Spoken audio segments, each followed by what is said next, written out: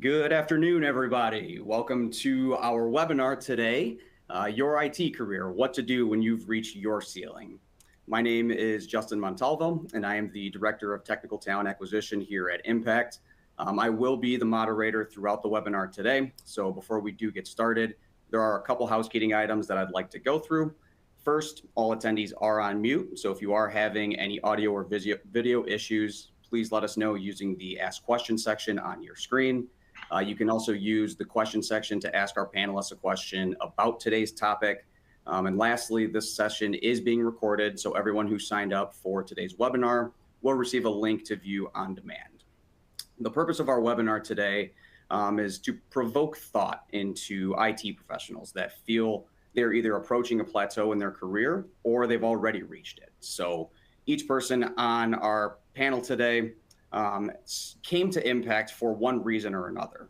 And we really want to discuss what some of those motivating factors are that could lead to a potential career move. So some of the things we'll talk about are recognizing when complacency might be setting in, values that a different organization might hold and whether they align with the values that you have as an individual.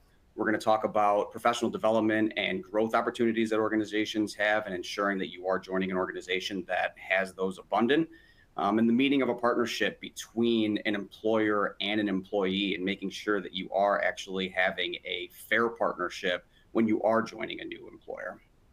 Lastly, we will talk about the managed services space, specifically Impact. This is an Impact webinar. And really what the managed services industry and what Impact specifically can provide within all of these areas. So to kick us off, I want to introduce everyone that is going to be joining me on the webinar today, our three panelists. First, we have Dan Alfaro. He is our Managed IT Operations Manager, overseeing our cloud and our Mac teams. We have Sarah Kazabuki. She is a virtual CIO as a part of our Brookfield Managed IT team. And lastly, we have Aaron Finnemore. He is a IT business development specialist supporting our Bolingbrook sales territories. So to kick things off, I really want to talk about a big motivating factor for different employees, right? Many people are motivated to change jobs because they feel that they've either reached a dead end in their current role or their company, or they're no longer challenged in their day-to-day. So they might be looking for a new position that offers more opportunities for career growth, whether that be a promotion, a leadership role, so a step up, or a chance just to really work on more challenging projects. So I want to kick this over to Aaron to start us off and really talk about his story a little bit of really what he was starting to feel in his previous role prior to joining Impact.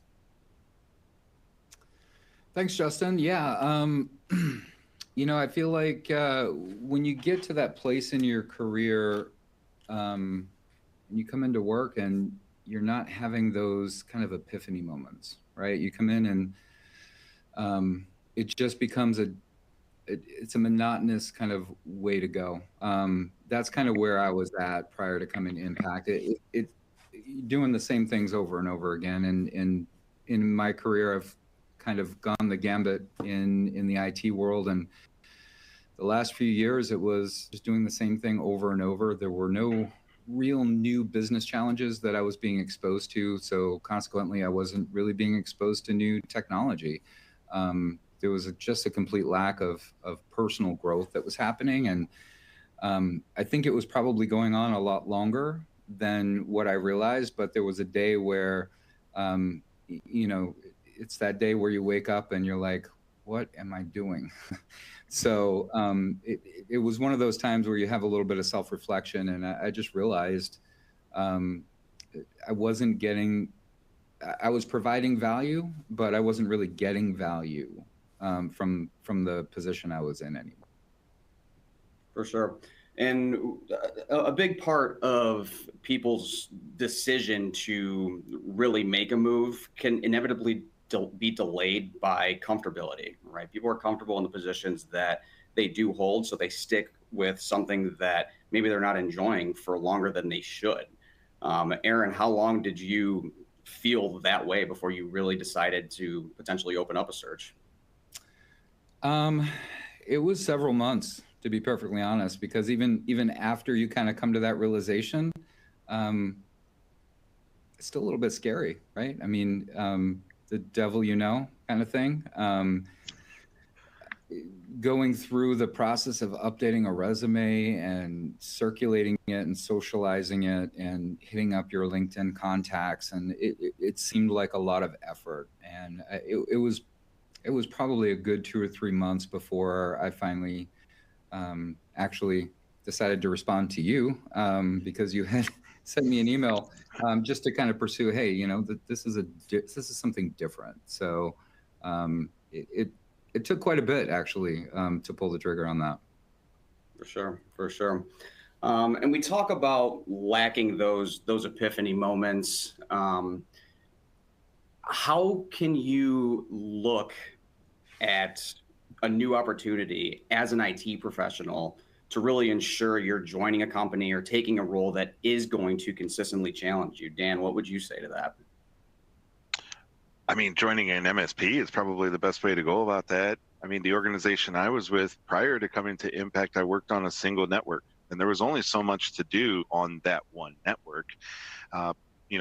When I was in the middle of my own job transition, I actually had 2 paths in front of me. One was to join another organization in internal IT, or to join Impact, which is a managed service provider. And I joined Impact because I really wanted to get back into managed services. In the MSP space, there's so many different types of customers and so many different opportunities to work on so many different technologies. So that was actually the driving factor for me to join the Impact team and to get back into the managed services field, because it in my opinion, it's really important to make sure that you become as experienced as possible with as many technological solutions as you can.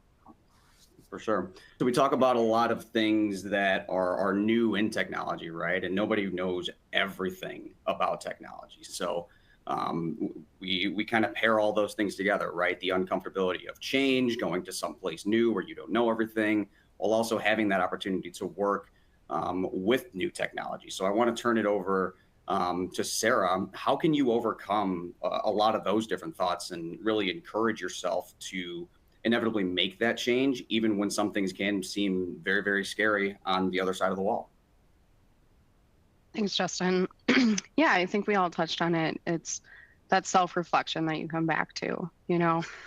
Change is scary, and you get complacent and you get used to your everyday.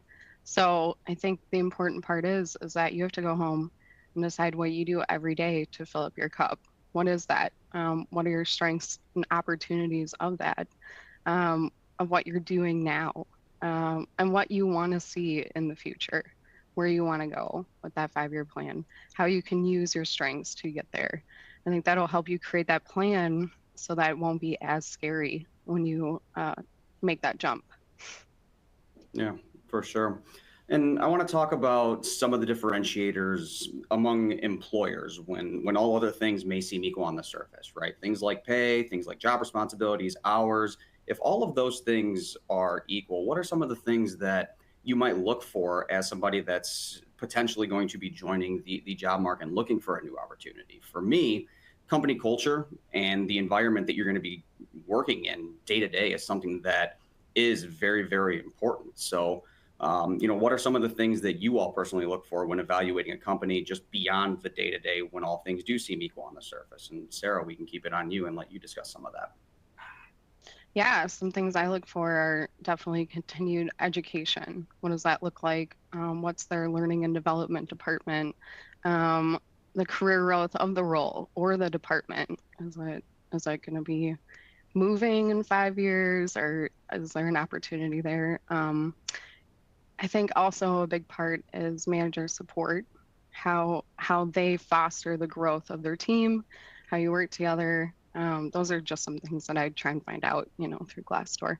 And as well as company culture. I think that means something different to everyone. I may not think of a culture that you like as great, I think you have to really think of what that means to you. For sure. And that's a big part of interviewing as well, right? I think when we're on phone screens and on interviews with different candidates that are actively in the job market, a lot of people will ask about company culture, right? What is your culture like? Well, like you said, that can be very, very different to me than it is to you. So a big part of understanding that from a hiring manager and from a recruiting standpoint is really trying to identify what culture does mean to somebody that is in the job market. What type of culture are they really looking to join? What do they want to get out of their cultures? Because in my opinion, a great company culture is one that fosters a positive and supportive work environment. It's where employees are going to feel valued, where they're going to be engaged, and where they're going to be motivated. But Aaron, what are some of the things that you look for? How do you evaluate a company culture and ensure that it's going to be the right fit for you? Yeah, and honestly, I really appreciate this question because I'm sure everybody can tell I'm the older one in the group here, and I think as I've gotten older, what I look for is much different than what it used to be. I mean, as a youngster, it was the money, it was the benefits, it was time off, those types of things. And frankly, I still look at those things, but I look at them through a different lens now, because for me, a company's culture, a company's integrity, and the character that they foster internally, which ultimately portrays to the client base that they have, is probably one of the biggest things for me. I've experienced in my career organizations that have had good culture, good integrity, good character, and I've experienced those that have not. And over the years, I've learned that for me, that is where I find the most fulfillment, is in an organization I feel like carries the same types of values that I do as a person. So looking at things like pay, looking at time off, those are good because it tells me what the company thinks of me as an employee, not so much about what those benefits and pay actually are, if that makes sense. And then a lot of questions around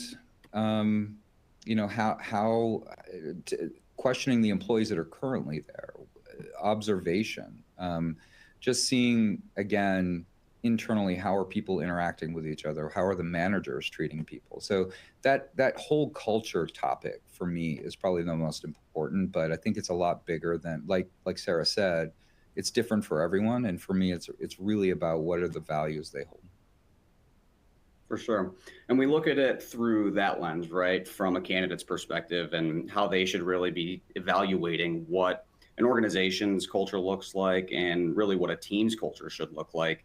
But what about on the flip side, from a hiring manager's perspective? Dan, you do a lot of hiring for our cloud and for our Mac team. So you do a lot of interviewing, and culture fit is a part of the interview process, right? You want to make sure that you're getting somebody as a part of your team that is going to work hard and either fit in with your culture or improve and add to your culture. So how do you go about that in your interview processes when you want to highlight what your current team culture looks like, in addition to how candidates can really determine that they best fit into the culture that you really have as your team?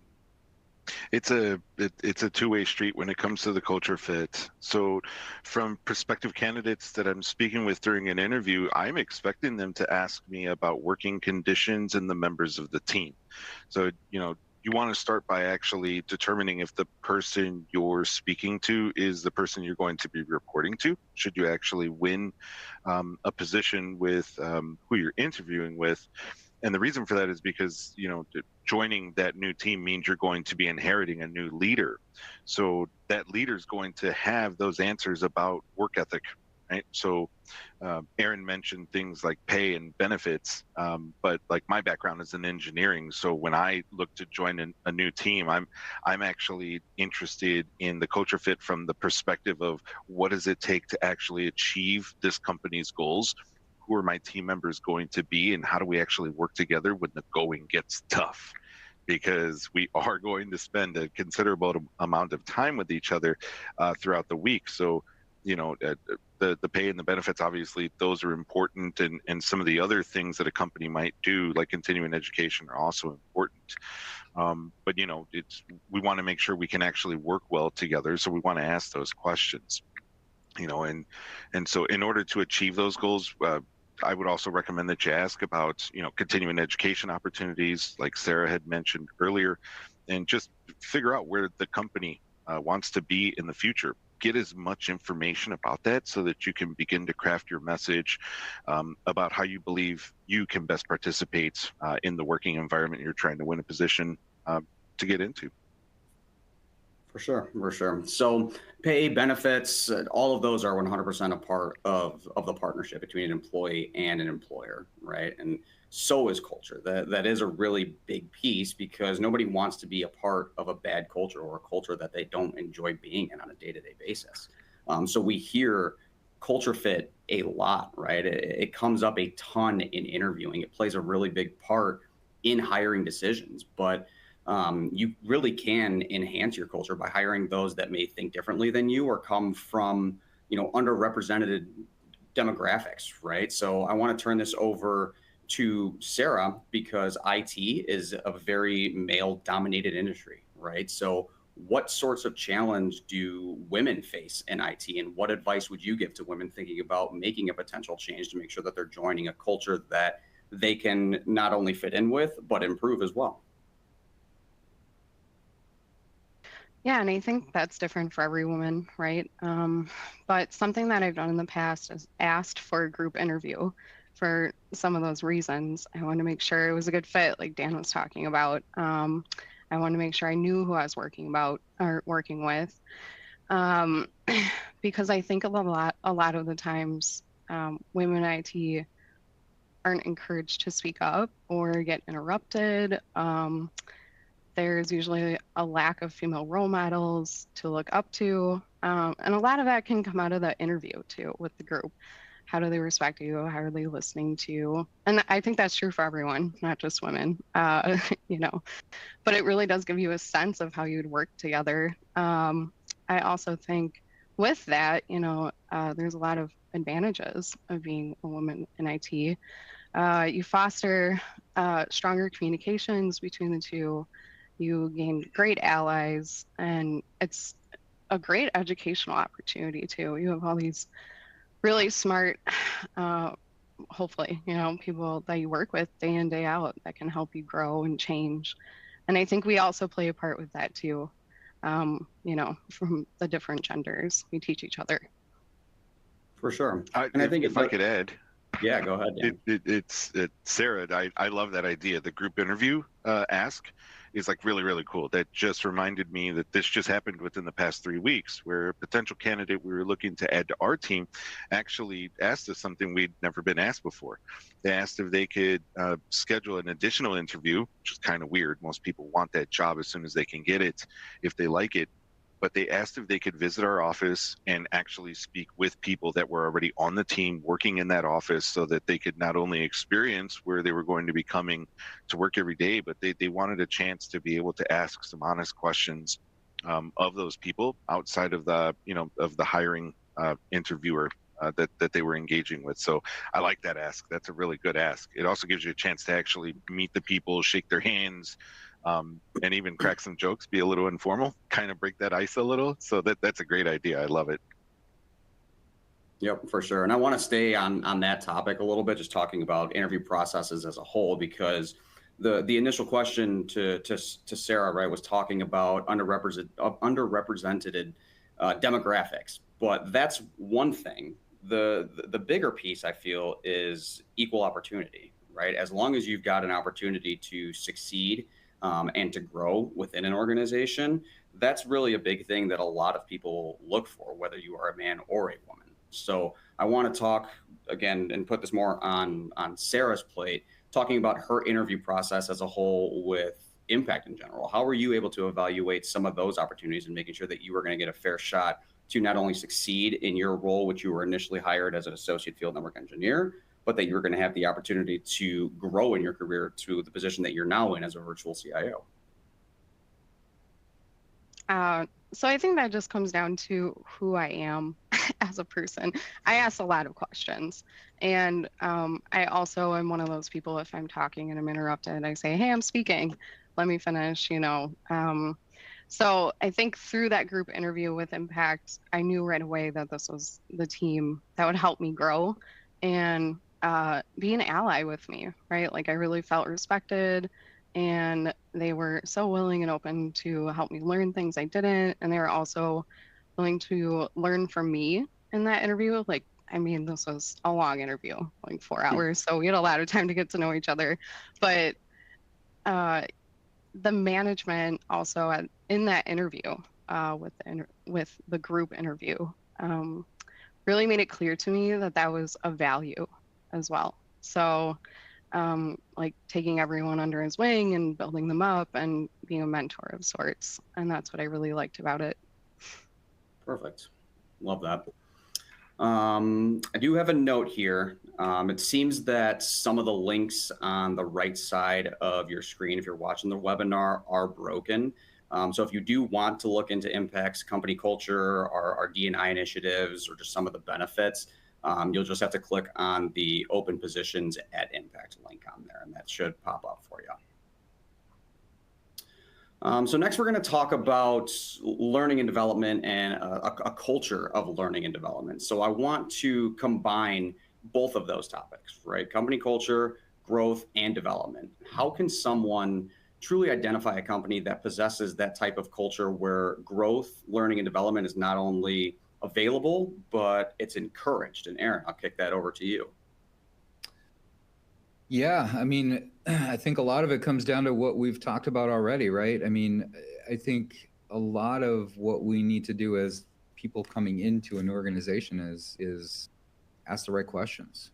And kind of everything is kind of building on each other too, right? Because you can't really ask the right questions unless you've done that self-evaluation to find out kind of where should that next step be. So I think a lot of it's that, but again, I think it comes back to those internal conversations. And I loved Dan's comment about that interview request. I loved Sarah's comment about the panel interview. I have to admit, I've never asked for a panel interview, but what a great idea. And I think those are the opportunities that you have, especially from Dan's example, coming in and being able to ask questions of the people that are there. That's when you're going to find out what the true culture is and what the true learning opportunities are. It was one of those moments for me when I interviewed at Impact, because one of the things that we commonly say is we have an incredible bench of skill sets, right? For those of us who have talked to us, that's one of the things we always talk about. And, you know, during the interview process, I heard a couple of times, you know, we encourage and push our engineers to continuously get new certifications and continuing education.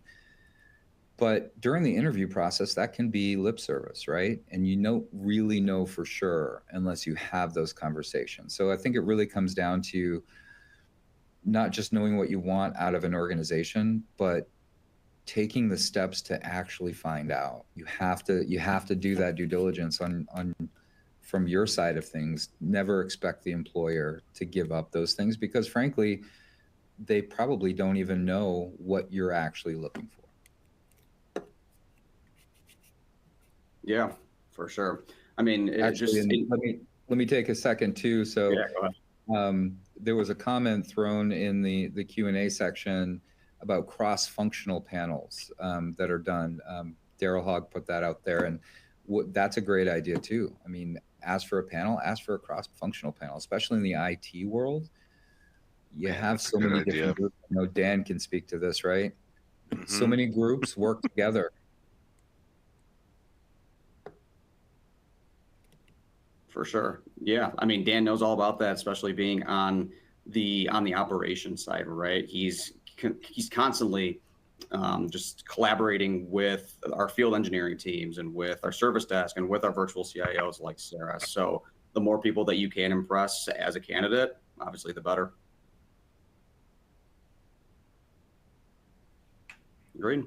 And we obviously want people that want to grow in their career, right? Technology is ever evolving, and we have a saying really that we say a lot around Impact, that technology has never moved this fast and it'll never move this slow again. So you want to find people that want to continue to grow in their careers and not remain stagnant or even feel like they know everything already.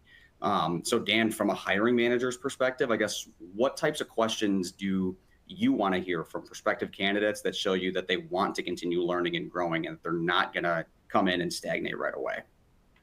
I love when someone asks me not only what our, continuing education initiatives are, but what's required of them. Because we actually do have that requirement of our engineering staff here. You have to earn at least one certification per year, to remain in good standing for your employment.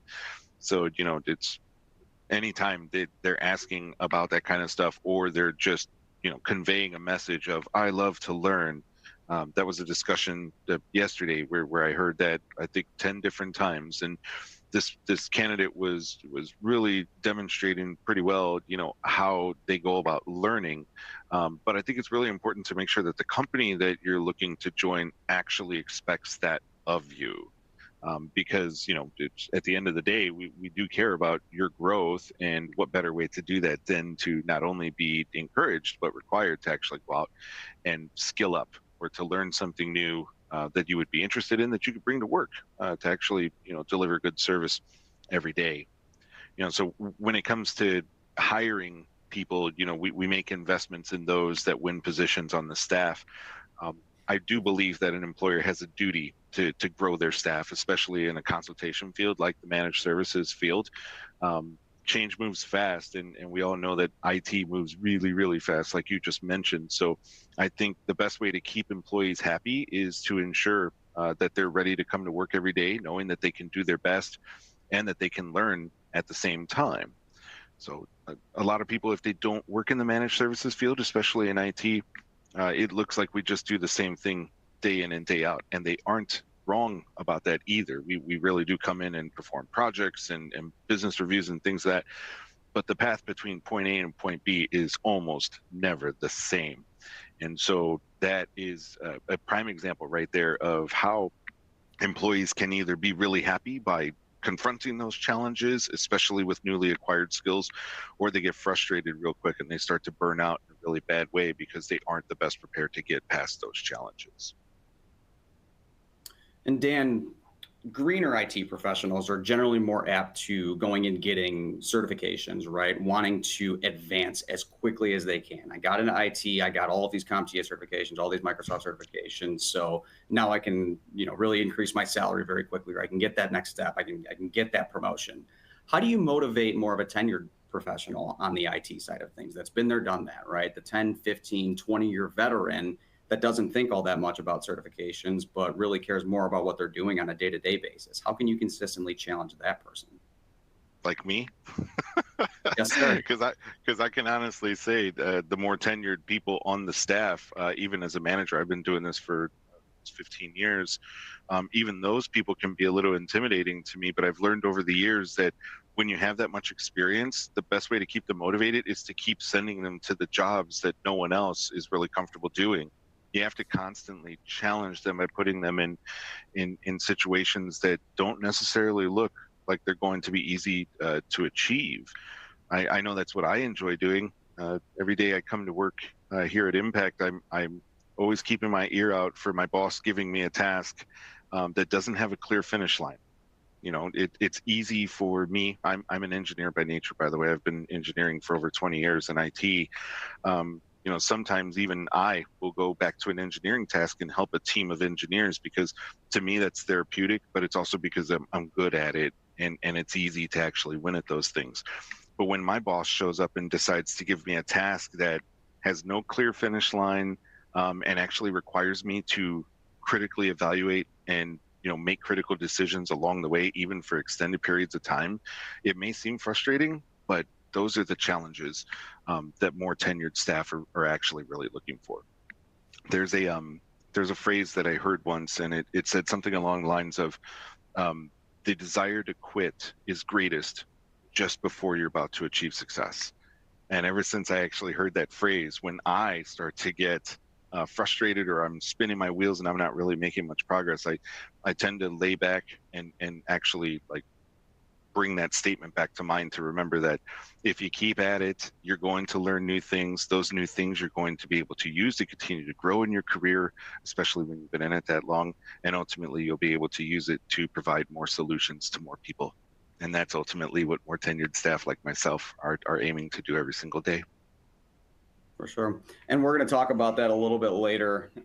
Just, having to think more on the spot and doing more of that solutioning, because I feel like that's, a very big motivating factor for Aaron that led to his inevitable move to the sales side, being on the managed services side of the business. So we're going to dive into that, but I do want to stay on the partnership side of things. So again, we have talked about company culture, we've talked about learning and development, but the pay, the benefits, all that stuff is important. So I do want to give us the opportunity to at least chat about that for a little bit here. So I want to kick a question over to Sarah here. What type of advice would you give to someone to make sure that they are getting a fair offer in terms of employment? And that can be salary, it can be benefits, things that you see on your offer letter. Yeah, I think that also is different for everyone.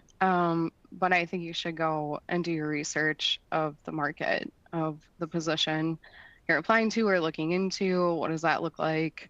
And where the city that you'll be employed in. It can vary throughout the country. So I also think that the mindset of when you come in is, when you're looking at those requirements and when you're interviewing, is it should be, I can do this, I'll figure it out, versus I can show you that I can do this. It's that confidence that a lot of men bring, and women actually struggle in that area as well. I think you should also come in with not necessarily like a full list of benefits that you're looking for, but definitely the big key ones that are most important to you. And that includes salary and, paid leave, and just don't be afraid to negotiate. About 30 to 50% of women don't negotiate at all, or they think they will just be turned down if they do, which is often not the case. So I encourage everyone to negotiate that, and come up with that list. For sure. I mean, the job market is moving fast, right? So expectations across the board are changing for different candidates. The IT talent pool is very, very competitive. So Dan, I want to flip this back over to you, looking at it through a hiring manager's lens. How do you level set the expectations that a candidate is coming in with based on the research that they've done, right? So if they looked on Google and they're just like, yeah, cloud engineer, I'm supposed to be making 150K because I'm getting a cloud engineer title.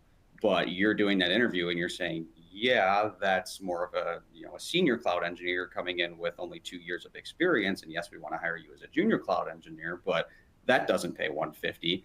How do you have a very upfront conversation with a candidate to again, level set those expectations and make a fair offer? Be as open and honest as possible. It's so important from the very beginning.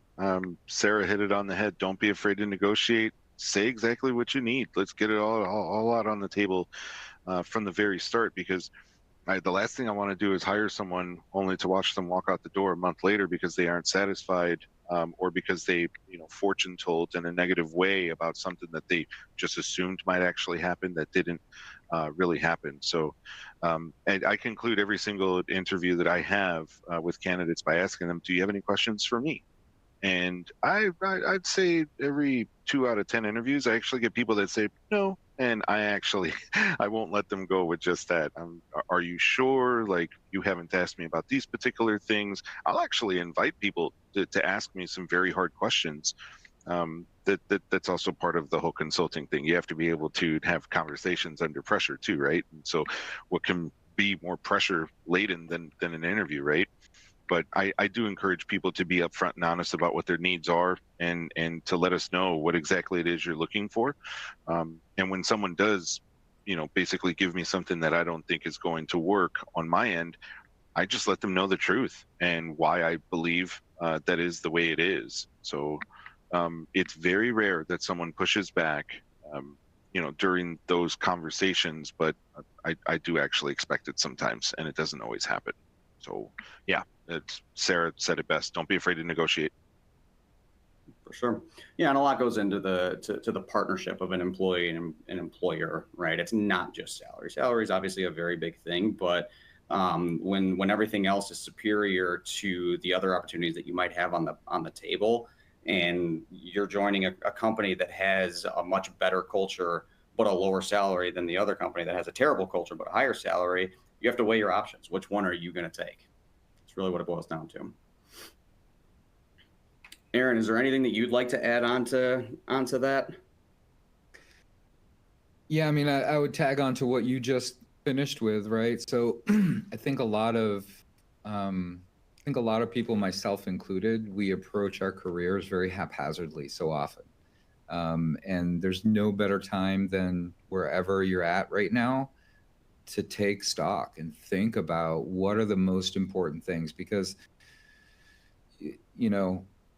every step you take in your career is leading towards something, whether or not you're guiding your own path or kind of blowing with the wind towards your own path, will be that's exactly how you end up deciding whether or not you're in it for the salary, or if you're in it for something bigger than that. So early in my career, it was salary. I was young. I wanted money. There are times I wish I could talk to my old self and kind of say, "Hey, dude, take a step back." It's like, and I get it. I'm from a different generation, so nobody kill me on what I'm saying here. But when you're young and you don't have as much pressure of life, this is the time to stop and actually make a plan.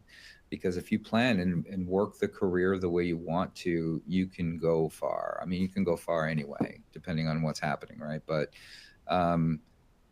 making very deliberate choices about, I'm not accepting this job at Impact because this is where I was at. Sure, the money opportunity is great, but for me, it was about the change. It was about the growth opportunities. I'll pull a little bit on what Dan said earlier. I have never been able to be involved in as many different business challenges and technology solutions to meet those challenges as I have in the 4 years here. Almost 30 years in the industry, and I've never been able to have that kind of opportunity until I came here. And that was a huge decision point for me. For sure. And let's stay on that topic, right? Moving to an MSP, a managed services provider as a whole. Obviously, the four of us are a part of a managed services organization right now. So I want to take a look at the industry, big picture, versus Impact specifically, which we will be talking about next. Careers within the MSP space, the managed services space, right? Dan, you've spent a majority of your career in the managed services space, with the internal IT position in between the lengthy stay in the MSP space, then internal space, then over to Impact. What would you say are some of the benefits of working for a managed services provider as a whole? It's just the exposure to all the different types of verticals and customers and problems. At the end of the day, customers come to managed service providers because they have problems, usually in the form of needing to, perform maintenance and, identify baseline security and, just basically help mitigate risk, reduce the amount of risk that a business is facing every day through their investments in technology. But managed service, I mean, that internal IT gig you're talking about only lasted 3 years before I came back to managed services. And again, it's just because, like, here's an example. The one thing we say here at Impact is, like, when I'm growing my own staff, right now I have a professional on my staff who is an engineer by nature, but they spend the majority of their time doing pre-sales engineering and solutions architecting. So that's like a form of engineering in itself. But the reason I bring him up is because I'm trying to create a new job title for him. And that actually has happened numerous times working at a managed service provider.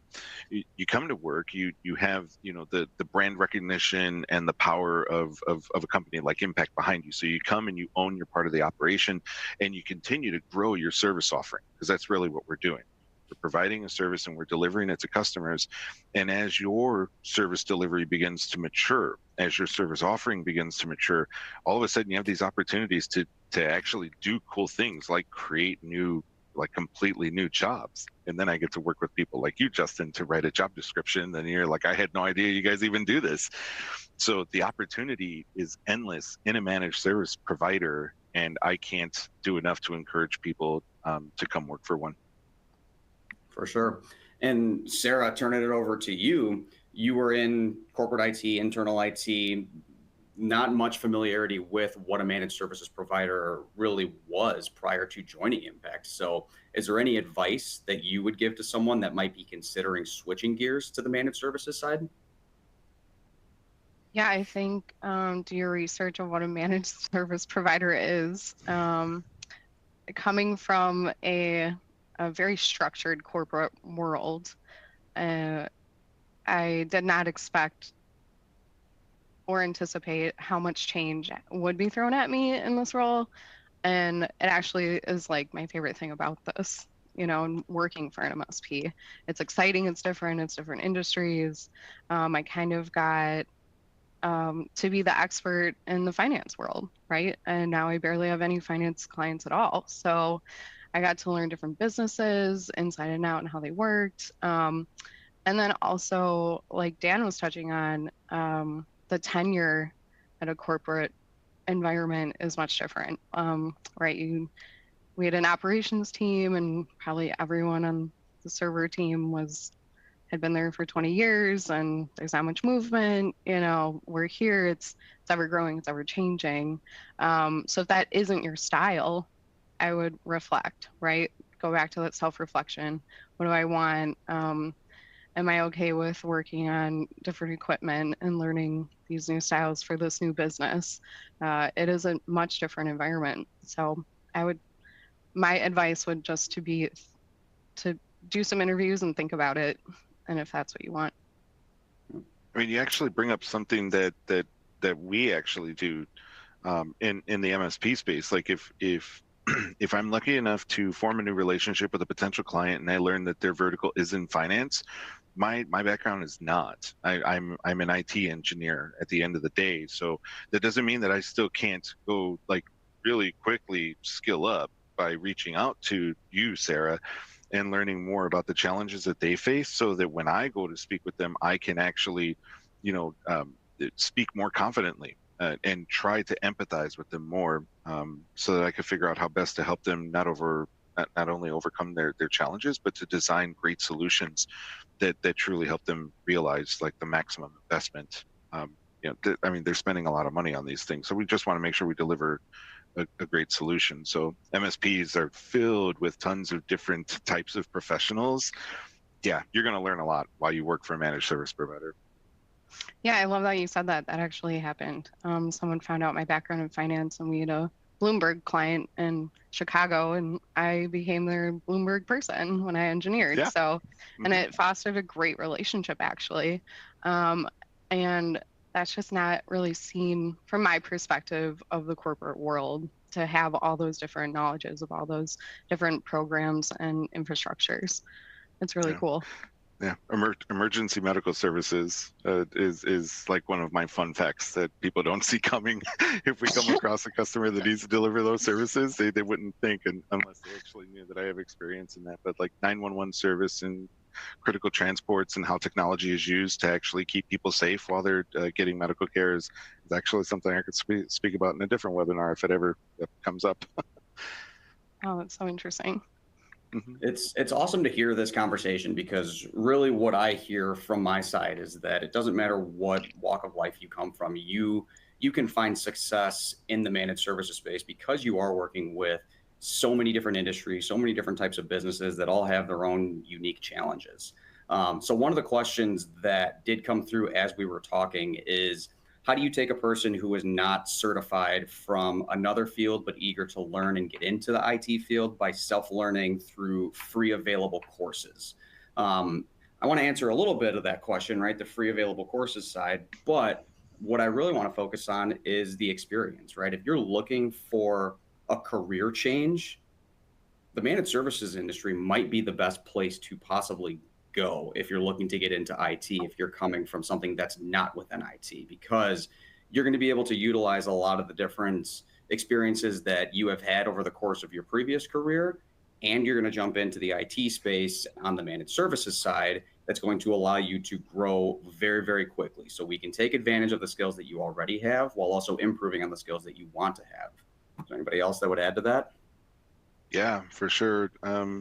You really, like in that particular case, I got into IT when I was a child because I had problems I needed to solve. Like we were into gaming. And so I had to figure out how to make backup copies of these discs that took me forever to earn the money to actually buy. And these are just regular floppy disks. So, the problem I had to solve was, how do I make a backup of this in case something happens to my original disks? And a big part of that is how I actually got into this. I would always say YouTube and any kind of social circles like LinkedIn has fantastic social circles around actually getting people into IT. I would definitely run out and look for those. If you're looking on getting into the Microsoft cloud space, Azure specifically, John Saville is a genius, and he's very well known on YouTube. Go ahead and check that out as well. And when you're speaking with employers in particular, again, you're going to have to be open and honest about the fact that you're starting in the industry, but focus on your ability to speak with others, how to gather information, and how to take that information and translate it into a solution for a customer. A lot of people who get into IT start at the service desk, and that particular position really is picking up the phone, listening to what someone is saying, and very quickly determining whether you're the best person for the job or whether someone else needs to provide that service. So you're going to want to focus on your ability to really think critically, like almost all day long while you're working, because you're really processing a lot of information at the start. So Microsoft also features, they provide free resources for their for the productivity side of their cloud. So Microsoft 365, the Microsoft 365 developer tenant, I can't advertise that enough. You get 25 enterprise E5 licenses with that, and it auto renews every 90 days. So that's a fantastic resource. An E5 license right now per month is going for like $55. It's very expensive, but they'll give that to you for free so that you can learn and start to get into the space, because they are the dominant service provider when it comes to the business world and the solutions, the software that they provide. So I would definitely encourage you to skill up on the Microsoft side of things, because that really does run the world when it comes to business. Yeah, I'd just like to add to that. Oh, sorry. Oh, sorry, Go ahead, Sarah. Aaron. Go ahead. You go. Ladies first. I just wanted to add, to touch on your point there, a little bit of the soft skills you mentioned, people and talking to them. I don't think there'll ever be a world of technology without people attached to the other end of it, right? So in order to gain more experience with that, in college, I tutored the elderly and their devices and taught them how to send an email. I also built my own computer, which taught me a lot about myself and maybe going through a stressful situation and how I would react and the patience that I had. I think those are vital skills that are often overlooked when you're trying to break into the IT world, right? You think technical, you think what knowledge can I bring to that interview? But I think that's always going to change. IT will always be changing. That technical side will always change. But like Dan was saying, interpreting the technical terms to someone that doesn't speak that language is an undermined skill, in my opinion. Sorry, Aaron. No, that's okay. I mean, I think you hit on a lot of the things I was going to touch on anyway, and probably more eloquently. But I wanted to kind of go back to something Dan had said about, hey, listen, talk to people, and then find out what the right solution is for a business challenge. And that's kind of where what I was going to say originally was, and I guess I'll feed off a little bit of what Sarah just said too. Technology changes, right? I mean, Justin said this earlier, it's never gone this fast and it will never be this slow again. It's going to continuously evolve. And yes, you have to start somewhere. So, a lot of what's already been talked about, help desk, et cetera, build your own computer. those are key skill sets. But I think the skill set that will benefit you the most is understanding what the case studies are, understanding what the business challenges are, and what the right solution is to the business challenge. What I find so often is people will break into the IT industry and they'll focus on something specific, and they miss the part about technology is there to solve a problem, right? And it's not necessarily, the solution isn't necessarily that one piece of technology that you're starting in. It could be anything, which I know we're not talking about impact right now, but when we do, I would say that's one of the things that Impact's biggest strength is we don't look at just a cloud solution. We don't look at just, it's a network problem. It's a application issue. We look at it from the business perspective, because that ultimately is all technology is there for. It's there to solve a business problem or a personal problem. For sure. And that's a challenge in and of itself. And we will start talking about impact. We've got about 10 minutes left. So anybody that's attending the webinar, please send in your questions. Because I want to make sure that we do get to those. But in the meantime, let's for sure start talking about impact, because we talked about the benefits of working for a managed services provider, and there are a lot of them, right? I don't think that you can go wrong joining the managed services side if you are getting into IT. But this is really our opportunity to talk about impact specifically, because we are all proud to be here and we do feel like we are the best organization to work for. So Aaron, I want to keep it on you here, because you came from a corporate IT executive leadership role, an internal IT director, and now you are in a position that is sales focused, right? It's a part of the engine that drives our company towards our goals. And you talked about lacking those epiphany moments in your previous positions. What has impact given you? What is your favorite part about impact that is really allowing you to have those epiphany moments every day? Yeah. So first of all, I'll say coming to Impact scared the heck out of me. When Justin first brought this up and talked about sales, it was a very scary moment for me, because I tried sales once upon a time and I suck.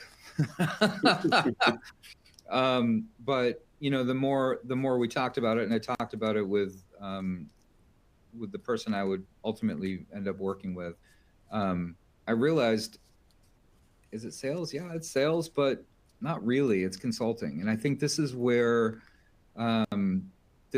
my satisfaction comes from. So in my corporate experience, either I was walking into an organization where I became the maintenance person, right? So yeah, I was an executive leader, but I'm basically overseeing an engine that was already running, and updating maintenance, maybe adding a few couple things, but there wasn't any drive for new challenges and new expansions and new technology. At Impact, I literally talked to 50 to 100 organizations plus every few weeks. And in every single circumstance, there's a different business challenge that needs to be solved. And being able to work with each of them, and not every one of those turns into a partner with Impact, but every one of them provides me an opportunity to expand my knowledge base, and expand my own growth. I think back of a couple of questions ago where Dan and Sarah were talking about kind of their backgrounds and being able to understand, hey, Sarah had Bloomberg experience. She was able to kind of delve into that piece of it. And Dan, holy crap, I didn't realize that you had that emergency medical piece. We're going to have to talk later. But that's the kind of thing I get to experience every day, whether or not there's a quote sale or not. I'm growing myself. I'm growing my skill set, my knowledge base. And ultimately, at the end of the day, it helps me provide a better service to the organizations that do end up partnering. So I think the simple answer to the question is, I get to do everything I loved about my job in corporate and none of the things I didn't like. Educating yourself while you're also educating our prospects. 100%. Love that. Dan, you came in with a very strong familiarity of how MSPs typically operate.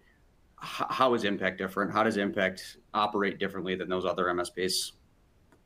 Man, like we care so much about the work-life balance. We care so much about growing you as a professional while you're here. Like I know full well that as much as I would love for my current team members to be with me forever, it's not going to happen. You know, and that's just a natural part of life, quite honestly. So you know the strong leadership here. I totally believe in the leadership at the top, and I'm not saying that because I work here. I'm saying that because of the actions that I've seen them, you know, perform over the past 6.5 years. Right. So I've worked for other orgs.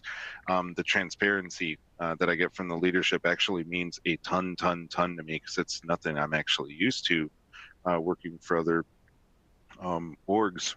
So that you know that message being conveyed is pretty important to me as well. And you know those actions include things like investing in leadership and development, what with the Impact Leadership Institute, and not being afraid to reinvest in the organization so that we can continue to grow as a company together to just continue to attract just even you know new and different customers, no matter what market you're in. Love it. And then Sarah, we will turn it over to you, give you that opportunity. And then also, since you did talk about the financial background, there was a question that did come in. So if you want to take some time to answer that one as well, you are more than welcome to. Sounds good. Thank you. Yeah. I think the biggest differentiator for me coming from corporate IT is the leadership opportunities here. And I don't just mean moving up in your role and getting those opportunities. I mean the opportunity of open door policy, right? Like I know who my top leaders are and I can have an open conversation. And I'm not sure that would be the same everywhere else. I really appreciate it. It's a mentoring opportunity for me. I learned so much from them and I feel just so supported, which to me is something really valuable. It might not be to everyone, but that's something I really looked for. And I realized I was lacking at previous jobs. I didn't feel that. And I also didn't really fully understand what an MSP was. I do want to touch on that. And I didn't know what I was getting myself into, but I love the autonomy that comes with it. So it's not that we had to jump through a lot of hoops in corporate world. It was just IT was looked at more as a means to like a cost, right? It was like, this is what we need to get it done. This is the budget. And everybody has that, right? Like that's business. But here, we're more tech focused. So it's appreciated in a different way, which segues me into Roger's question. How did you transit from financial markets to MSP after so used to speaking to fund managers and different work environment? What is the best tools from financial markets to speak to MSP customers since SMB owners, small business owners, did I read that wrong? Don't usually have the broad and holistic business thinking like institutional investors. Roger, to quickly answer this question, I always joke that if you work on a trading desk, you can work anywhere in IT. I think it's also how that translated for me was they were a separate business unit, right? So even within we had investment banking and we had financial advisors, and they were all their own business units that had different IT needs. And IT was their MSP basically. We would have meetings with stakeholders and we'd evaluate their business needs and how technology could solve their problems. And that's how I translated it into a larger MSP mindset over here at Impact. I hope I did that answer justice. So yes, reach out to me afterwards if you have more questions. Amazing. Well, we are pretty much up on time. So Sarah, Dan, Aaron, thank you guys so much for taking part in the webinar. This was super informative. And I hope that it was a help to all of our attendees. So I appreciate everybody jumping on that as well. Obviously here at Impact, we want to push that career ceiling as high as possible and continue really elevating each employee that we have here. Working for a company that is as fast-paced and innovative as ours, there always is going to be a new challenge that can push you to greater heights. So if you would like to learn more about how Impact can help you advance in your IT career, please check out our careers page at careers.impactmybiz.com. And we look forward to seeing you soon. Thanks, everybody. Thank you all.